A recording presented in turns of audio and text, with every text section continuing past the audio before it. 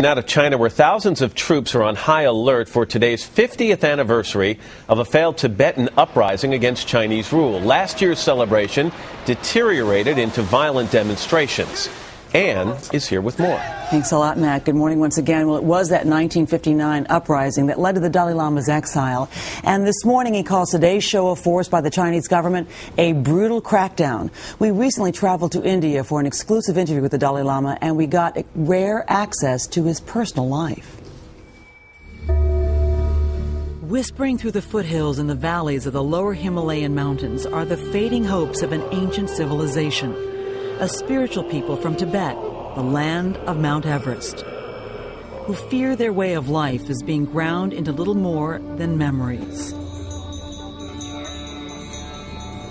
We traveled 11 time zones east of New York through hamlets and villages to a remote backwater in northern India, home to about 100,000 Tibetans and their world-famous holy leader, the Dalai Lama.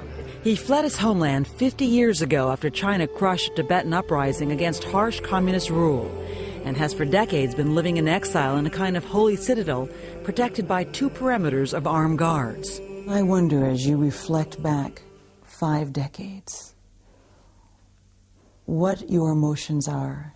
Oh, very, very sad. Very sad. After Tibetans' frustrations exploded in furious rioting last March, China cracked down hard on Tibet, imprisoning hundreds. In recent weeks, with the anniversary approaching, a new iron grip has reportedly seized and imprisoned many more. Unfortunately, the Chinese government is carried easiest sort of method: suppression, killing, torture, arrest. Some have called this cultural genocide. Yes, Do you use that phrase? Yes. Chosen from a peasant family, he was enthroned as the Dalai Lama at age 4 and took a path of non-violence to pursue autonomy for Tibet rather than full independence. Now 74, he makes a painful admission. I publicly accept failure of our approach. So, you are publicly accepting failure for the middle way approach. That is concerned to fail. But taking on the mighty Chinese with violence is out of the question for a man believed to be the 14th reincarnation of the Buddha of compassion. People don't think they should be compassionate to their enemies because they don't want to help their enemies defeat them. Do you feel compassion for the Han Chinese? Yeah, that's right. While he possesses an aura of mystique, he allowed us extraordinary access to his personal life and revealed his days are surprisingly down to earth. At 3:30 a.m., it's rise and shine for his daily prostrations, a physical workout, and a time for confession. Then, yes, that's really the Dalai Lama on a treadmill, clocking a spirited pace. Finish. And at times, it's almost surreal. He lets us into his bathroom. Then he settles deep into meditation, surrounded by Buddhist icons. By 5:30 a.m., it's time for breakfast. Wait a minute. You're eating cornflakes? Oh, yeah. Before a day of more meditating, reading, and teaching, at 7:30 he watches news from around the world. We begin this year in this administration, including the U.S., which has deep economic ties to China. So is there anything you want to say to Obama or want Obama to do as president to help your cause?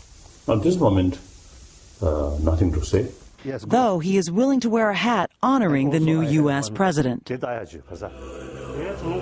Tibetans inside China want to be able to practice Buddhism freely, manage their environment, and have a say in the number of Chinese migrating to Tibet.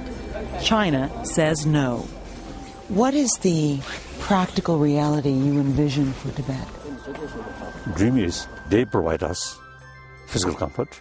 We can provide them mental comfort. Any future deal with China could mean he may be the last Dalai Lama, but after 50 years, he hasn't given up hope of returning to Tibet's capital. Do you believe you will see Lhasa? Yes, I think. We gave the Chinese government an opportunity to participate in this report, but they declined our offer, Matt.